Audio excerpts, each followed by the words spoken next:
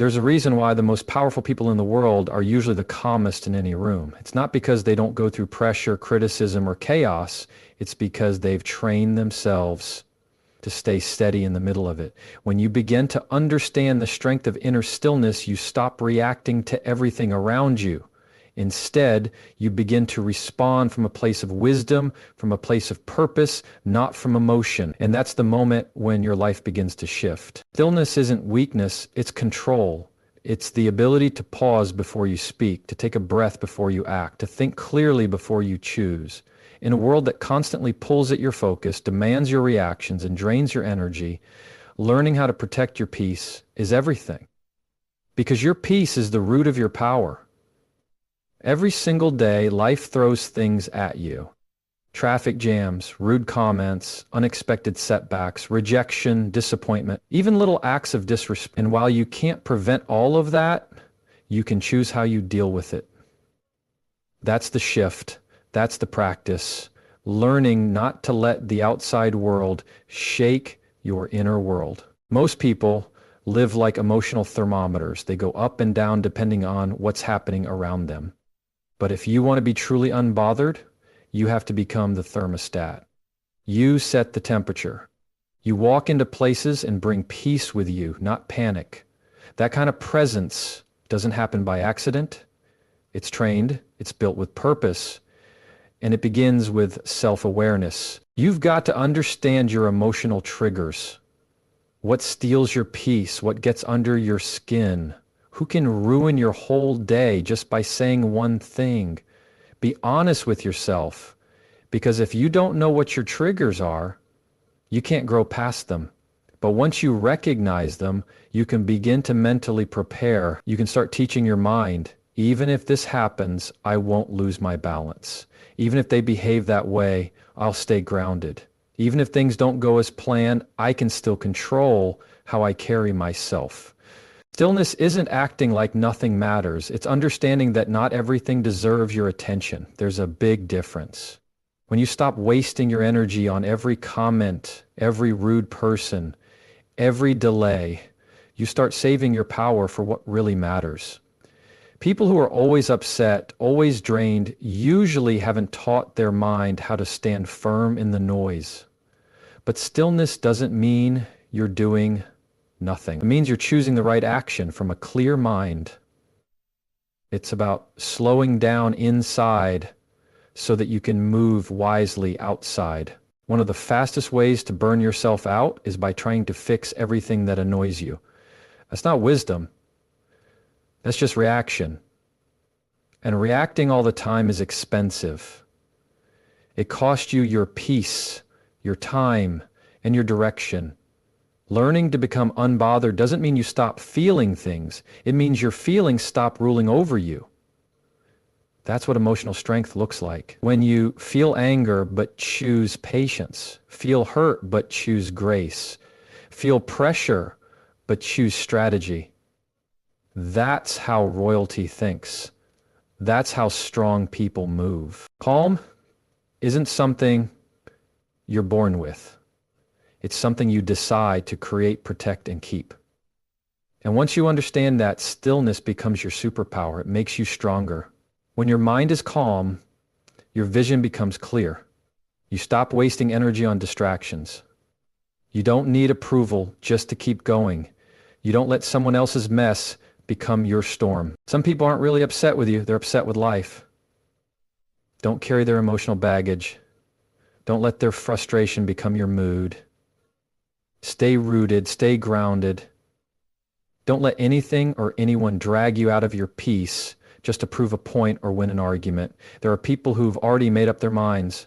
Don't waste your strength trying to explain yourself to them. When you learn to stay unbothered, your whole mindset changes. You begin to see challenges in a new light. You stop seeing closed doors as rejection and start seeing them as protection.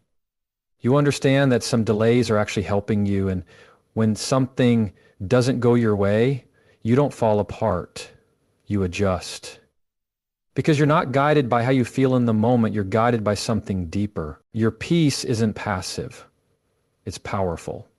It takes bravery to step away from drama. It takes strength to stay silent when you're provoked. It takes discipline to choose peace over pettiness, but every time you do, you grow, you rise above. You step into a new level of clarity, strength, and direction. Stillness teaches you that you don't need to answer everything. Some battles are won by silence. Some victories come from not reacting. Once you realize your attention is one of your greatest resources, you begin to spend it wisely. Not everything deserves your time. Not every person deserves your energy. Sometimes your strongest move is simply staying still and unmoved. That's when you begin to master being unbothered. When you remain steady while the world shakes around you. One of the most powerful things you can do for your personal growth is to stop feeding what drains you. Not every thought deserves to stay in your mind. Not every emotion needs to be coddled. Not every situation deserves your full focus. The more you train your mind to recognize what pulls you away from peace, purpose, and strength, the easier it gets to stay grounded. We live in a world that feeds off our distractions. Every scroll, every argument, every comparison, every old wound playing on repeat, it all pulls you away from your center. These things don't just steal your peace, they slow your progress. And if you're not careful, you'll spend your days tired and frustrated, fighting battles that aren't even yours. Just because something shows up in your life doesn't mean you need to entertain it. You don't have to water every thought planted in your head, especially the negative ones. That insecure thought, don't feed it. That need to prove something, don't feed it. That desire for someone else's approval, starve it. You don't need to answer every knock on the door of your mind. Learn to pause. Learn to observe, learn to focus with intention. Here's the truth. So much of the weight we carry doesn't come from what's actually happening. It comes from what we focus on. One bad interaction in the morning can ruin your whole day if you let it. That's how sneaky energy drains are. They begin small. A quick comment, a slight feeling, a little worry, and before long, they've taken over your mind. But the moment you recognize them, you can cut the cord. You can take your peace back. Protecting your peace doesn't mean running away from life. It means facing things without letting them consume you. It means saying, yes, this happened, but I won't let it define me. There's a big difference between facing a challenge and feeding it. Feeding it means replaying it nonstop in your mind. Feeding it means talking about it again and again, even when it's over. Feeding it means treating others badly because you're still stuck on something that already passed. That's how we lose our energy. That's how we get stuck. Becoming unbothered means putting your peace first. It means saying no more often. It means walking away from pointless conversations. It means letting go of people who don't care about your peace. You don't have to win every debate. You don't have to prove your worth to everyone. You don't have to give your energy away just because someone wants it. There's so much freedom in letting go of what doesn't help you grow. And this isn't about being passive. It's about being focused. It's about realizing your time and attention are sacred. Every moment you spend feeding what drains you is a moment you're not feeding what strengthens you. Your goals, your discipline, your inner peace. Because here's a simple truth. What you feed gets stronger. Feed your fears and they grow. Feed your anger and it grows. But if you feed your focus, your faith, your goals, those things begin to take root and grow deep. Sometimes the most spiritual, most freeing thing you can do is disconnect. Disconnect from drama, disconnect from gossip, disconnect from opinions that were never invited. Your peace isn't a luxury, it's a need. If you're always connected to everything and everyone else, how can you hear your own soul? How can you feel your purpose? How can you hear the voice of God, the quiet wisdom, the subtle inner guidance? You have to be deliberate about where your energy goes. Protect your mornings, guard your routines, create boundaries that don't need to be explained. You don't need to justify why you're protecting your peace. The fact that it matters to you is enough. When you stop feeding what exhausts you, you begin to power up what empowers you. Your thoughts get clearer. Your steps get lighter. Your direction becomes stronger. And here's something to remember. What's draining you might not be a person or a place. Sometimes it's a habit. It's putting things off. It's doubting yourself. It's clinging to the old version of who you were because growing feels uncomfortable. But the more you feed those habits, the harder it becomes to move forward. The cycle you're stuck in, you've got to stop feeding it. You have to stop giving your energy to what's been keeping you stuck. This is where discipline matters, because teaching yourself how to stay unbothered isn't only about ignoring distractions. It's about choosing better ones again and again. Swap scrolling for studying. Switch complaining with gratitude. Trade worry for prayer. Replace drama with direction. These changes might seem small at first glance, but over time they add up. They build a mindset that lives in calm, not chaos. And don't feel discouraged if it doesn't shift right away. Just like muscles don't grow after one gym session, emotional strength doesn't come from one smart choice. It's a day-by-day process. It's steady effort. But every time you decide to walk away from something that drains you, you build your power to stay calm. Every time you choose peace over reaction, you're sending a message to your future. I'm ready for more. Cut off the things that empty you and watch how light you start to feel. Becoming unbothered isn't just about mindset. It's a muscle. And like any muscle, it needs to be trained, stretched, and tested over time.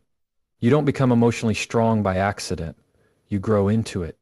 Just like strengthening your body takes reps at the gym, building emotional resilience takes mental workouts. The stronger your inner discipline becomes, the less outside events can shake you.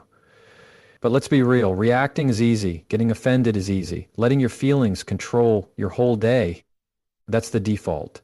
What's hard is rising above the first impulse and picking a better response. And that's why discipline is so important. That's why structure matters. How you carry yourself when life is quiet determines how you'll respond when everything gets loud.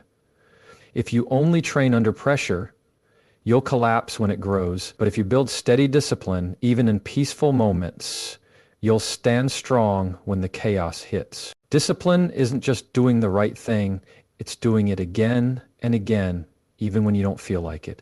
It's waking up and choosing peace, even when your emotions want to go wild. It's staying grounded when your insides want to flare up. It's choosing wisdom instead of reacting with heat. This is the hard work most people run from, but it's where real peace is found.